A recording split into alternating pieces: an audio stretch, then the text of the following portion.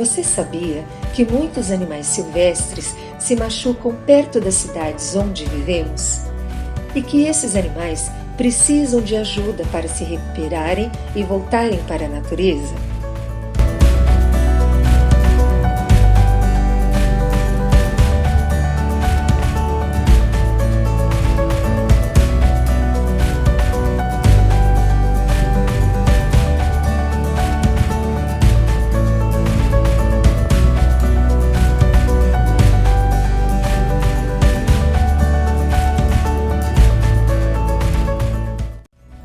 Vamos fazer uma pequena viagem até a cidade de Jundiaí, localizada no interior de São Paulo e que está a apenas 40 quilômetros da capital.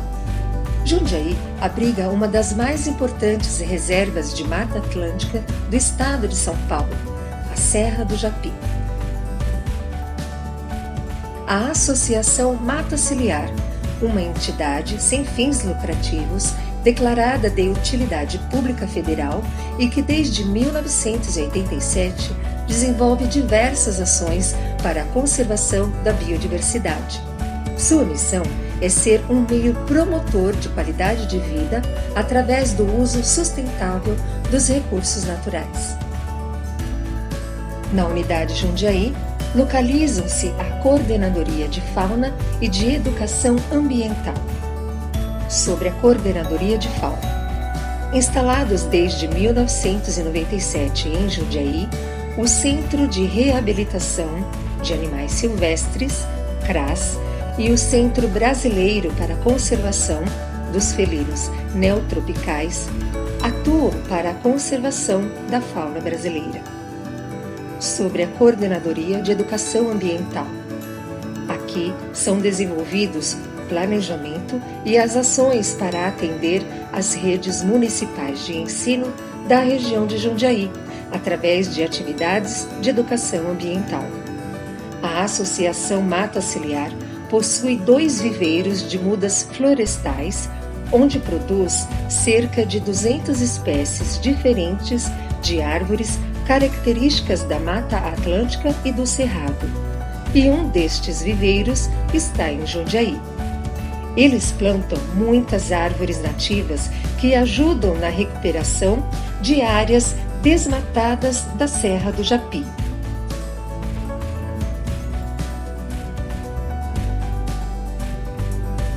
O Brasil detém a mais rica diversidade natural do planeta. Toda essa riqueza, porém, tem sido ameaçada principalmente pelo desmatamento, pelas queimadas, pela ocupação desordenada do solo, pela caça ilegal e pelo tráfico de animais silvestres. A Associação Mata Ciliar atua com o CRAS em Jundiaí, que tem por objetivo receber os animais silvestres vitimados, prestando desde o atendimento veterinário, reabilitação e soltura, até o monitoramento destes animais no ambiente natural. Mais de 20.000 animais silvestres já foram atendidos e 9.000 reabilitados, tanto da Serra do Japi como de muitos outros lugares do Brasil. Uau! O trabalho deles é tão legal que me deu muita vontade de conhecer. Estou tendo uma ideia. E se a gente fosse até lá para ver bem de pertinho tudo o que eles fazem? O que acha? Será que dá para fazer isso? Claro que sim!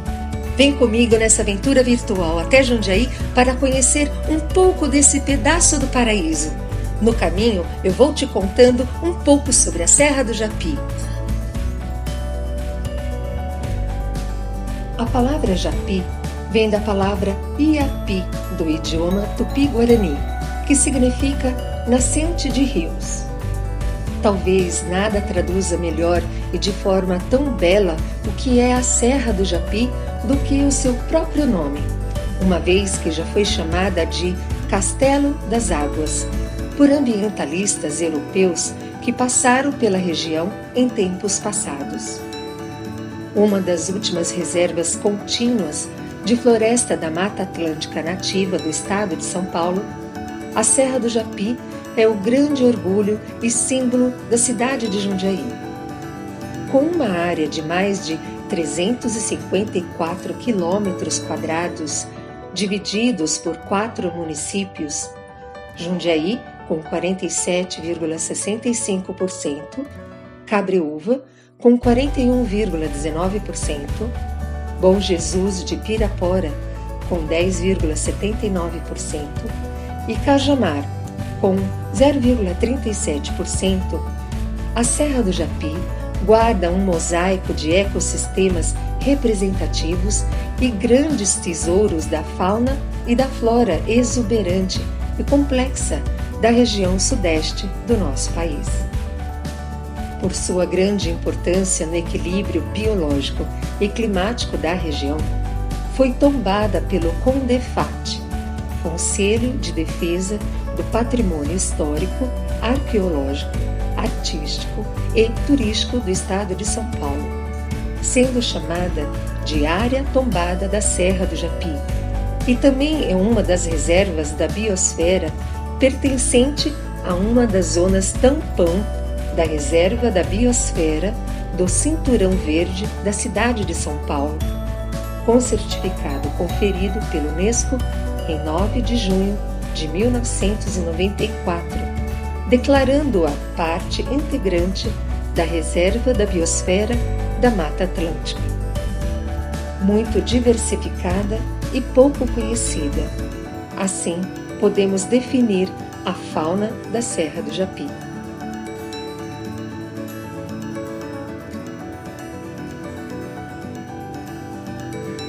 Por ser região de transição entre a Serra do Mar e o Planalto Paulista, a Serra do Japi acolhe representantes desses dois grandes ecossistemas. Unindo-se a leste à Serra dos Cristais e ao sul com o rio Tietê, sua vegetação nativa forma também um importante corredor para a fauna migratória.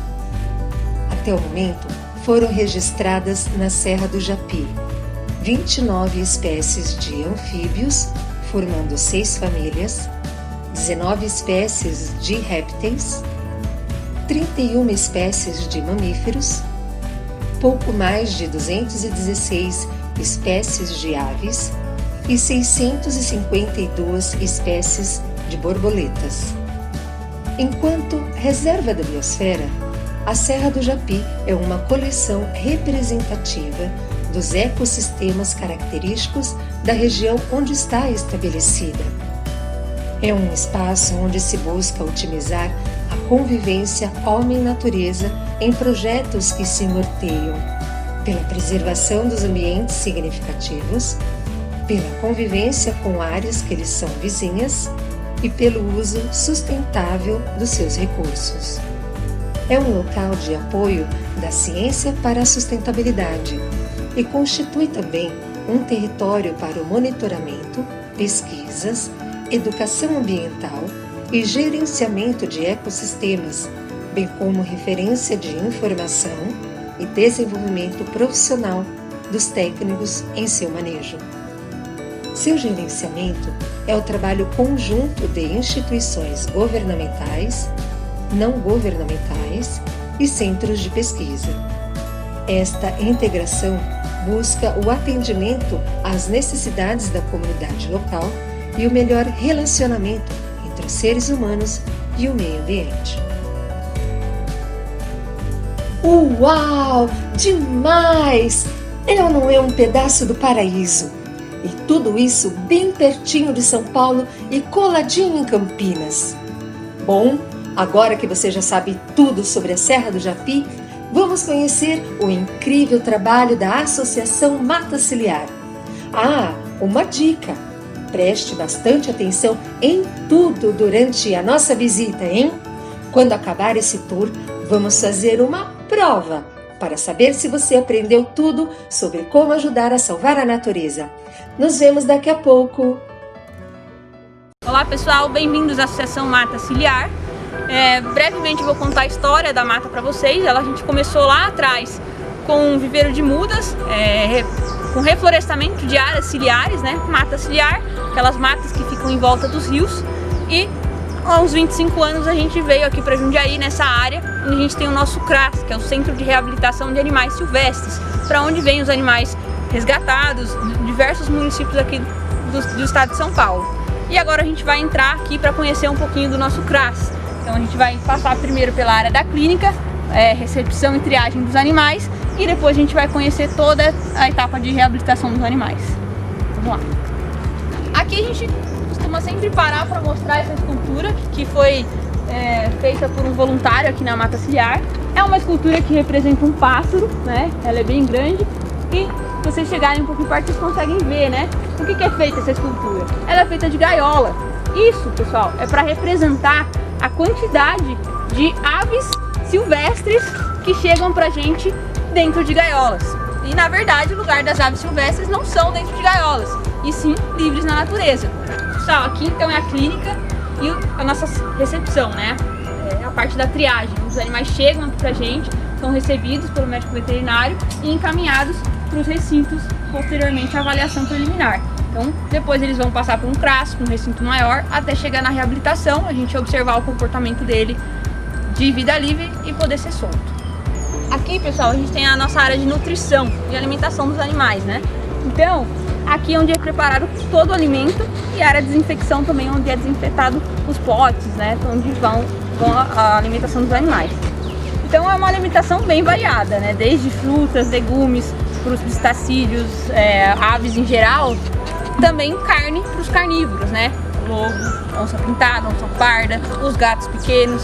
Então a gente usa aqui em média cerca de 100 kg de carne por dia e uns 80 a 100 kg de fruta por dia também. Então bem variado para que supra, né, as necessidades de cada animal. Aqui na mata a gente tem diversas árvores nativas frutíferas plantadas aqui na nossa propriedade, para que a gente consiga suprir também a alimentação de alguns animais. Por exemplo, o butambo,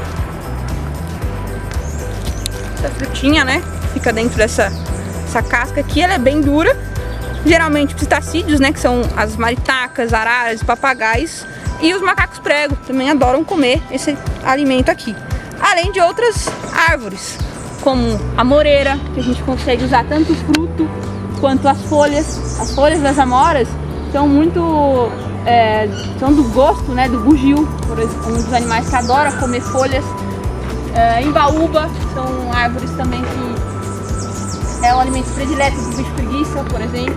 Então a gente consegue usar a vegetação como alimento para os animais aqui da mata também.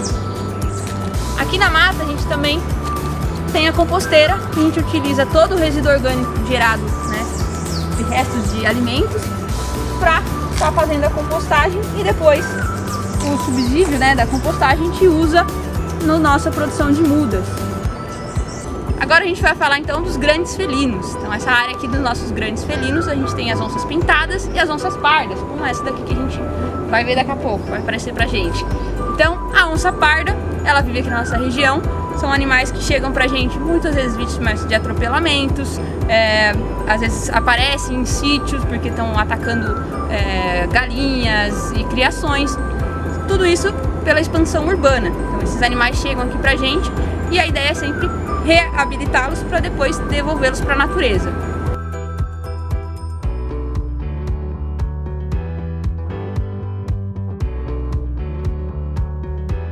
Esse aqui é o guapuruvu, uma árvore muito grande, com crescimento muito rápido, e muito usado pelos índios para fazer canoa.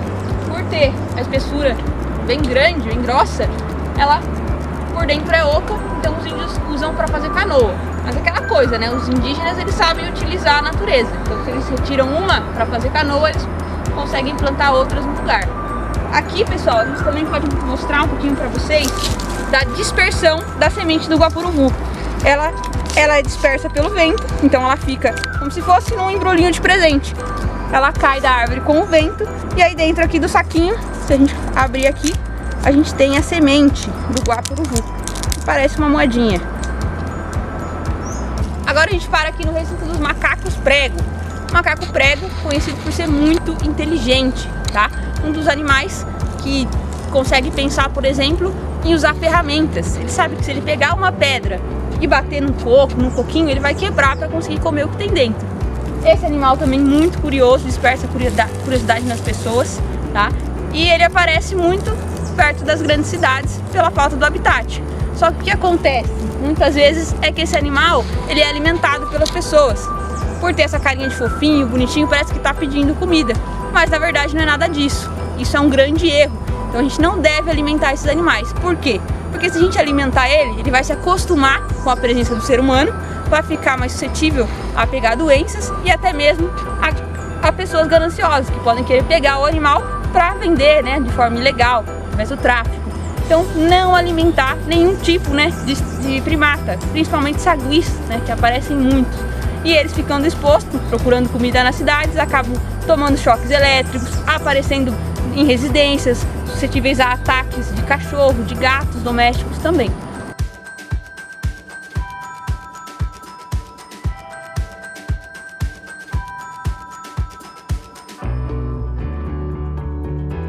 Pessoal, agora a gente vai entrar numa área de recintos mais de reabilitação. Então a gente vai ter a reabilitação dos felinos e a reabilitação das aves ali próximo. Então a gente vai chegar um pouco mais próximo para tentar ver um pouquinho dos animais que ficam nesses recintos.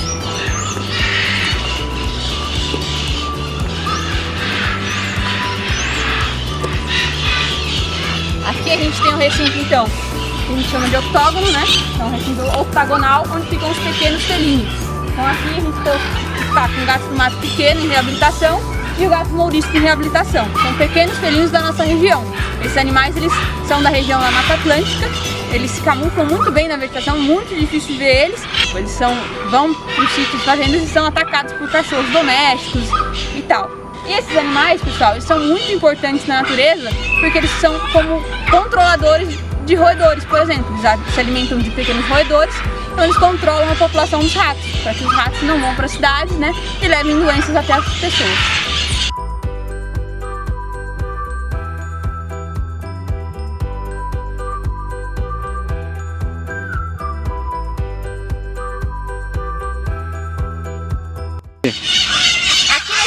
A gente tem muitas araras que foram vítimas de tráfico, né? Esse é um animal muito bonito que acaba imitando som, repetindo sons, né? Muita gente fala, a arara fala. Na verdade ela não fala, ela imita sons, tá?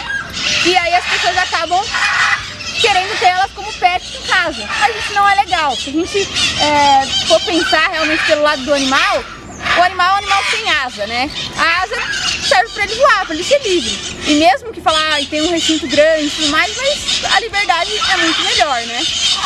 Além disso, pessoal, as aves, em geral, elas têm uma importância muito grande. Elas são dispersoras de sementes na natureza. Então, quando ela come uma semente, né, de algum fruto, por exemplo, ela acaba derrubando pelo chão e ajudando a plantar mais árvores. Então, isso é muito importante na natureza. Então, cada animal que a gente retira da natureza acaba fazendo uma grande falta.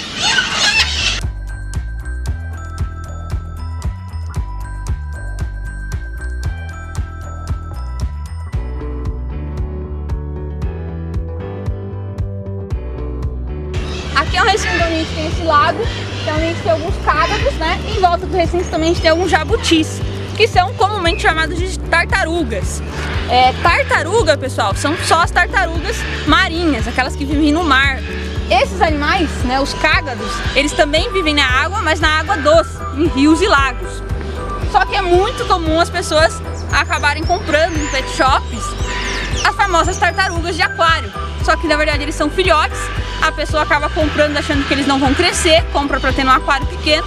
Quando cresce, a pessoa não vai querer fazer um lago na casa dela para o animal viver. E ela acaba indo no primeiro lago que ela encontrar e acaba abandonando esse animal, soltando ele de forma inadequada. E isso acaba gerando um problema ambiental muito grande, que se chama, né, espécie invasora. Você solta um animal, um indivíduo, numa região que não é a região nativa dele.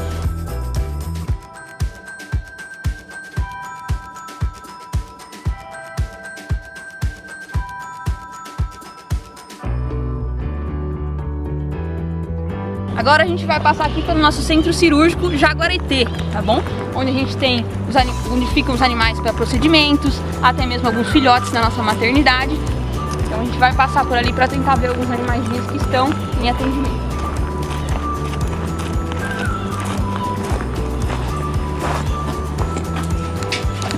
Aqui a gente consegue ver 2 filhotinhos de sagui que chegaram recentemente, né? Como a gente falou dos macacos prego, o sagui, ele chega muito vítima de choque elétrico. Então, às vezes a mãe toma a descarga elétrica e o filhotinho tá agarrado nela e acaba sobrevivendo.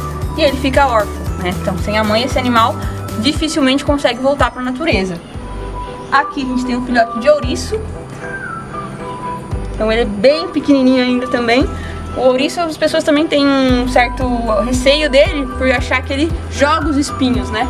E muitas vezes eles também são vítimas de ataque de cachorro, porque o cachorro acaba mordendo o porco-espinho, né, o ouriço, e o filhote também estava perto da mãe e acaba ficando órfão. Então esses animais sofrem muito porque chegam aqui pra gente com patas dilaceradas, cabeça, onde tem menos espinhos. E aí o cachorro geralmente volta pra casa do dono, cheio de espinho na boca, né? Coitado do cachorro, todo mundo leva o cachorro pro hospital veterinário, né, pra atendê-lo, mas ninguém lembra de resgatar o porco-espinho por isso, né? Então aqui a gente tem o Centro Jaguareté, que ele é um centro para reprodução de animais silvestres que estão em extinção, né? Então a gente já fez diversos tipos de pesquisa aqui, como reprodução de jaguatirica, de onça pintada, e também a gente tem um banco genético armazenado aqui para possível conservação de espécies ameaçadas à extinção.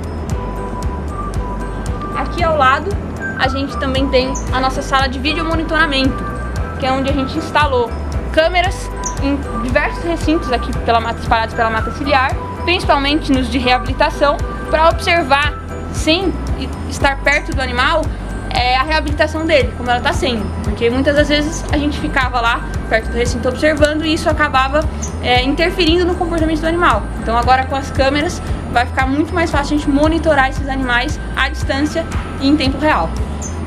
Então aqui um dos exemplos dos recintos são esses. Então aqui a gente tem os recintos dos lobos guarás, tá? Então a gente consegue visualizar através da câmera aqui onde o lobo está, como ele está se comportando, qual tipo de comportamento, se ele está se escondendo na toca, quando chega alguém próximo do recinto, se ele está se escondendo,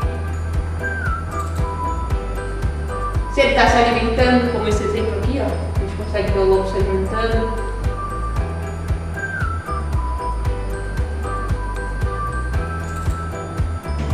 Aqui a gente tem 2 recintos de reabilitação que servem para diversos animais, desde os felinos, né, jaguatirica, algum outro gato do mato, ou até mesmo cachorro do mato, raposinha do campo.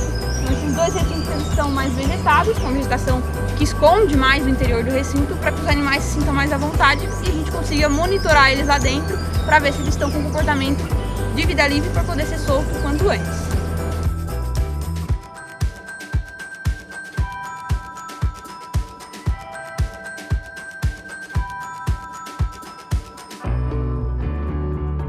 Aqui a gente tem um recinto que ele é feito todo de material reciclável, material de Tetra Pak, que a gente fala, caixinha de leite.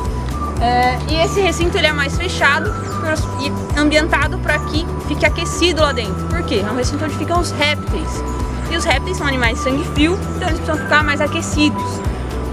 Esse recinto já recebeu desde jacarés, filhotes, até mesmo alguns répteis como píton, jiboia e algumas iguanas e alguns outros lagartos.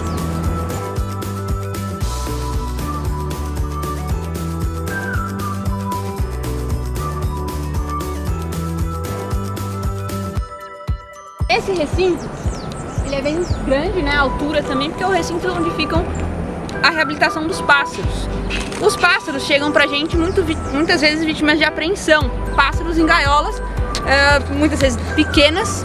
Então esses animais ficam primeiro lá na nossa recepção, numa quarentena, né, a gente deixa eles isolados por um tempo, porque muitos vêm de regiões que não são daqui perto, de outro estado, por exemplo, então eles têm que ficar isolados para que não transmita doença para outros animais. E aqui dentro a gente observa se esses animais estão voando bem, se eles estão se alimentando sozinhos, se eles estão procurando à noite se esconder. Tudo isso é um comportamento de vida livre para que depois eles possam ser soltos.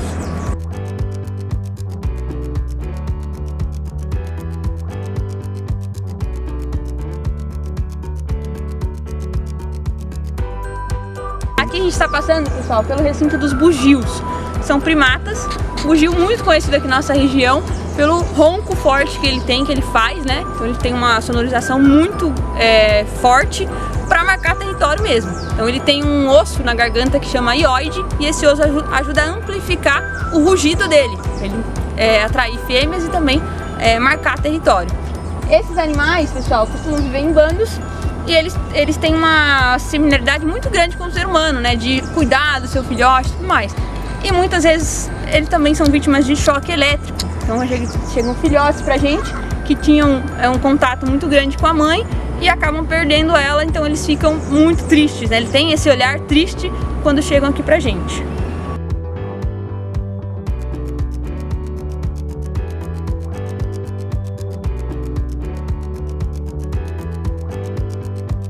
Nossa última parada é o nosso viveiro de mudas. O viveiro de mudas, pessoal, a gente, desde o início da mata ciliar, a gente trabalha com a produção de mudas. Por quê? Não adianta nada a gente cuidar de todos esses animais que vocês viram aqui se a gente não cuidar também da casa deles, do habitat deles. Então é plantando árvores que a gente consegue ajudar a manter as florestas em pé para que a gente possa devolvê-los à natureza em segurança. Afinal, é nas florestas que ele tem essa segurança de sobreviver. Então, as matas ciliares, principalmente, onde eles vão encontrar alimentos e água potável para beber. Então, o papel das florestas é fundamental para o equilíbrio. Então, a mata ciliar, ela desenvolve trabalhos, né, que tem como tripé a educação ambiental, a fauna e a flora. Então, a gente vai dar uma olhada primeiro como está a produção aqui. Nessas primeiras bancadas a gente tem diversas espécies nativas. Tem o araticum, né, que já está numa produçãozinha bem boa. Aqui a gente tem outras como o guapuruvu. E nessas últimas bancadas a gente tem uma única espécie, que é uma espécie do cerrado, que é a lobeira. Para quem não conhece, a lobeira é a fruta do lobo, né, mais conhecida também, e uma das frutas que o lobo-guará consome para ajuda do bem-estar, né, intestinal desse animal. Então ela é muito importante para conservação da espécie do lobo-guará também. Bom, pessoal, a gente agradece a visita, espero que vocês tenham aprendido bastante coisa aqui com a gente hoje e espero que vocês possam compartilhar essas informações também com outras pessoas. Então, façam a educação ambiental, é isso que ajuda a manter o nosso trabalho e a ajudar a natureza. Simplesmente sensacional, não é? Nossa, depois dessa visita, estou me sentindo uma verdadeira aprendiz de super-herói. Ou melhor, super-heroína. Vou colocar em prática tudo o que aprendi. E você? Claro que sim, né? Bom, agora é hora de ver se todo mundo está preparado para salvar a natureza. Vamos participar de um super quiz? Vamos começar o nosso quiz. Pergunta número 1. Do que é feita a escultura da ave que aparece no início do nosso tour? Alternativa A, garrafa PET. Alternativa B, latinhas. Alternativa C, gaiolas. Tempo!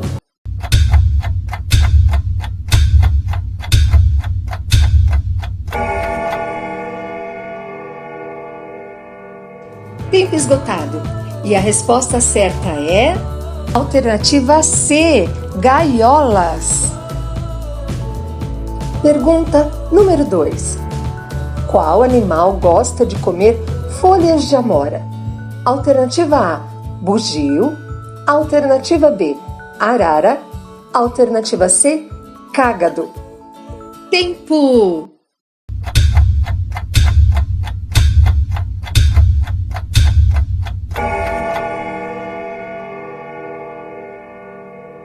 Tempo esgotado.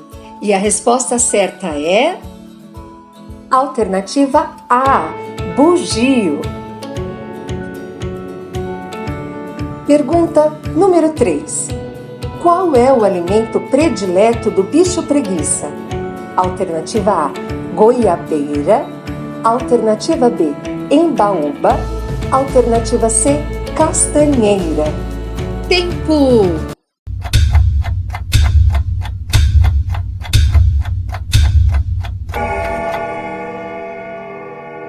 Tempo esgotado. E a resposta certa é alternativa B, embaúba. Pergunta número 4.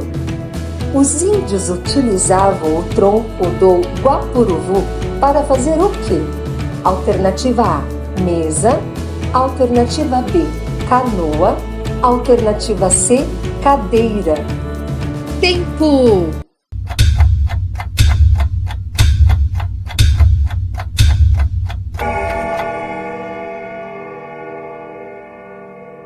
Tempo esgotado.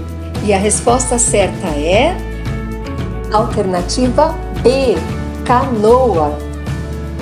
Pergunta número 5. Qual animal utiliza uma pedra para quebrar o coco para se alimentar? Alternativa A, arara. Alternativa B, tartaruga. Alternativa C, macaco prego. Tempo!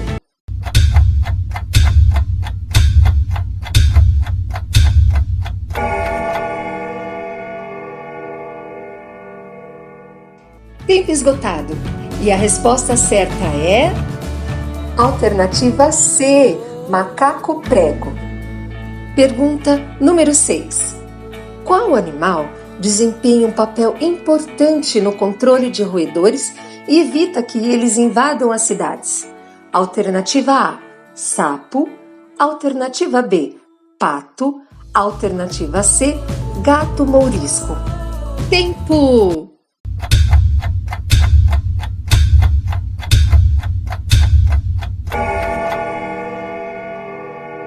Tempo esgotado.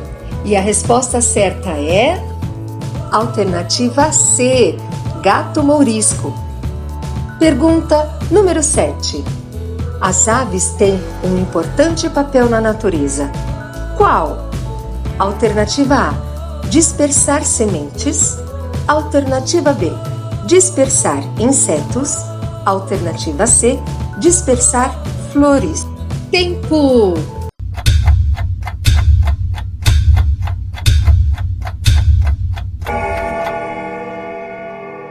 Tempo esgotado. E a resposta certa é alternativa A, dispersar sementes.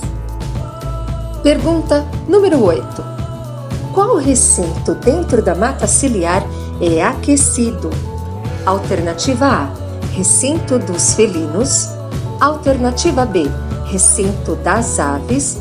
Alternativa C, recinto dos répteis. Tempo!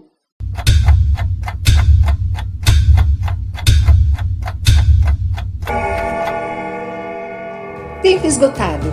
E a resposta certa é alternativa C, recinto dos répteis. Pergunta número 9. Qual o nome do osso encontrado na garganta do bugio? Alternativa A, hioide. Alternativa B, tireoide. Alternativa C, gogó. Tempo!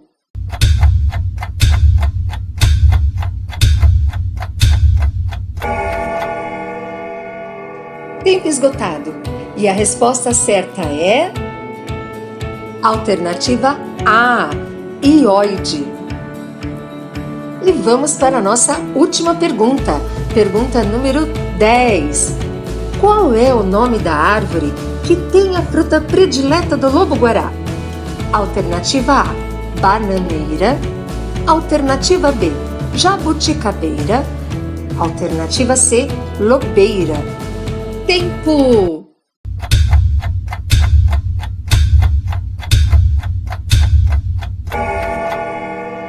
Tempo esgotado. E a resposta certa é alternativa C, lobeira. E aí, quantas respostas você acertou? Tenho certeza de que todo mundo está pronto para ajudar a mata ciliar a proteger nossa natureza. Nossa, muito legal o nosso passeio pela mata ciliar, não é mesmo? Ai, cada coisa linda que nós vimos. E uma coisa interessante, eu não sabia da diferença de tartaruga e de cágado. Você viu que interessante? A tartaruga, ela é do mar, ou seja, tartaruga marinha. E o cágado é de água doce, rios e lagos. E é exatamente isso que nós vamos fazer nessa atividade. um paper toy do Cágado. Mas antes eu quero mostrar para vocês alguns exemplos de paper toy. Paper toy é do inglês brinquedo de papel. Então aqui nós temos um gato feito de papel. Nós temos o Cágado. Olha que gracinha. E nós temos o coelho. Ó. Muito legal, né? Então eu vou mostrar para vocês o passo a passo da montagem do Cágado.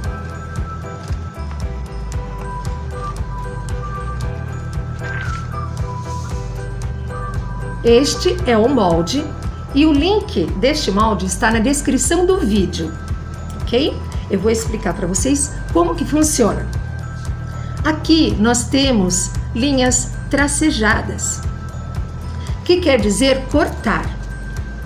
E nós temos as linhas dobradas, né? Essas linhas preenchidas aqui. Então nós vamos dobrar, ok? Então o que nós vamos precisar para fazer o nosso paper toy?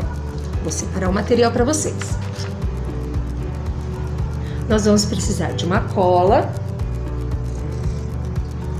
de um recipiente para colocar essa cola, de um pincel,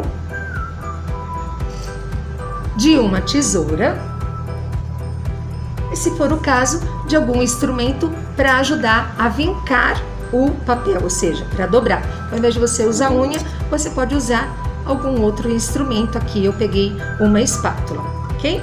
Então, vou mostrar de novo aqui o nosso Cágado. Ele, depois de pronto, né? Aqui mostra, né, o desenho dele, que na verdade é esse daqui, tá? Então, eu já tenho aqui o molde cortado. Aqui é a cabeça do Cágado e aqui o corpo. Então eu segui exatamente o que estava no desenho, onde era para cortar. E agora nós vamos dobrar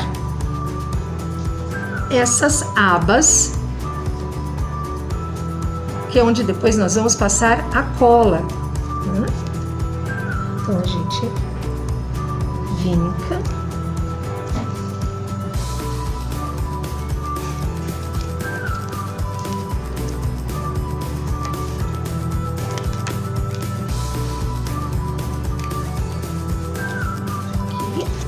E essa outra parte.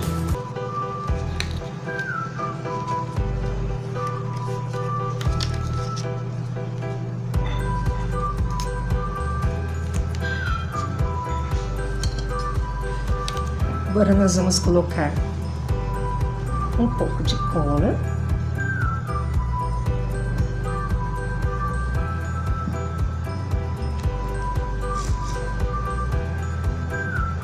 E com a ajuda de um pincel,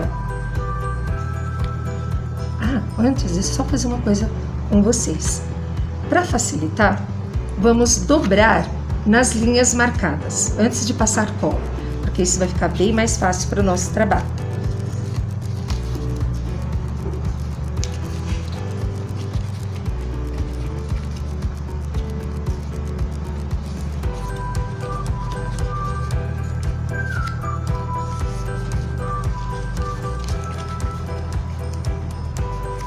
Você pode imprimir o arquivo tanto numa folha de sulfite normal, só que aí ele vai ficar um pouco mais mole, como é o caso do gatinho, né? Aqui foi uma sulfite normal.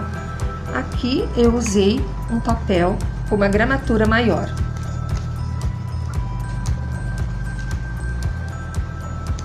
Aí ele fica mais firme.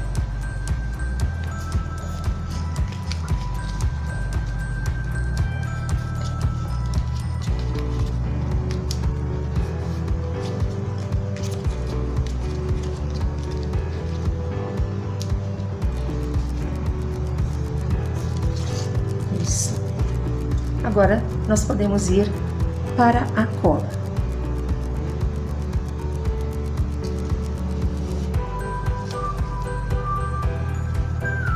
Não precisa pôr muito,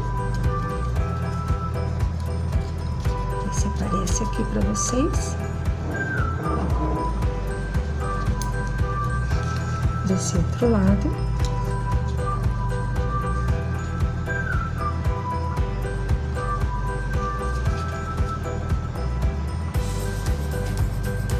E agora, nós vamos fechar, unindo as partes. Segura um pouquinho para a cola firmar.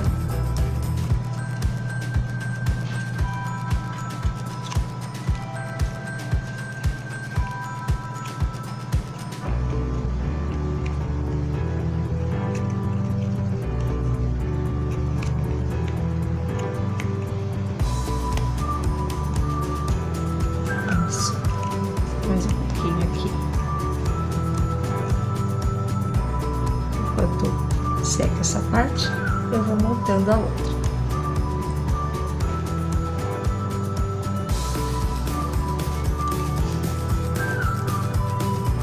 Vou passar cola nas abas.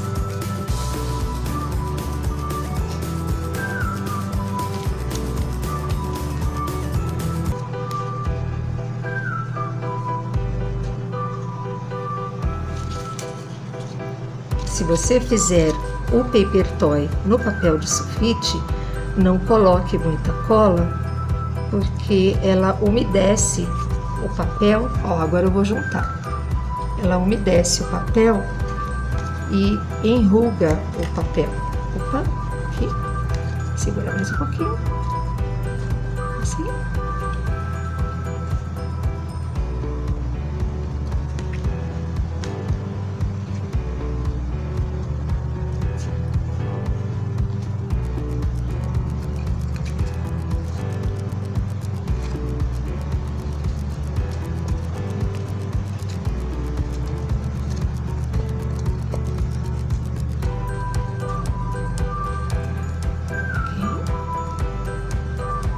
Mais um pouquinho aqui.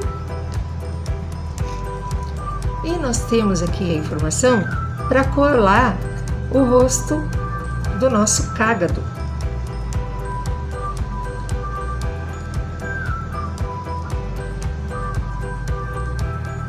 Vou colocar mais um pouco de cola.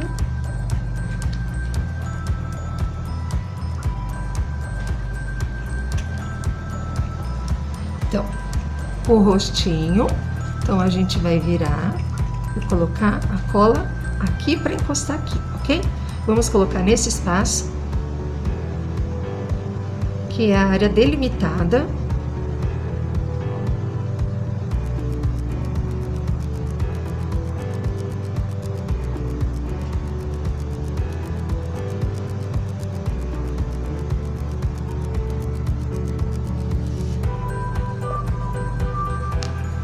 Então, agora a gente coloca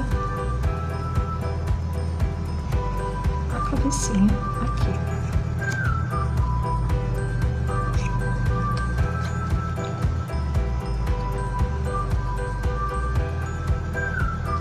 Essa é uma questão agora de esperar um pouquinho a cola secar. Assim, pronto. E aí, está pronto o nosso cágado. Aqui tem o pezinho pra gente virar, só dobrar pra cima, o rabicózinho dele aqui,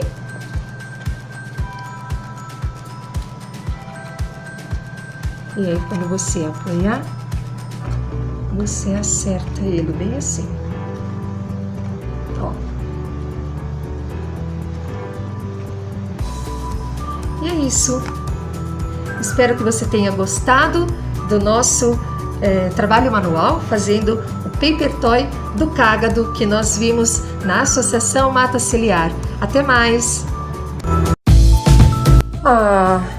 E a nossa experiência virtual pela Serra do Japi e pela Associação Mata Ciliar está chegando ao fim. Espero que você tenha gostado tanto quanto eu. Foi simplesmente incrível poder passear com você por um dos lugares mais bonitos do nosso país e ainda aprender muito sobre os animais e plantas dessa região. E tudo isso em uma cidade bem grande, que tem muitos hotéis, restaurantes, parques e outros passeios bem legais para se fazer. Espero por você aqui em Jundiaí. Até a próxima. Tchau, tchau!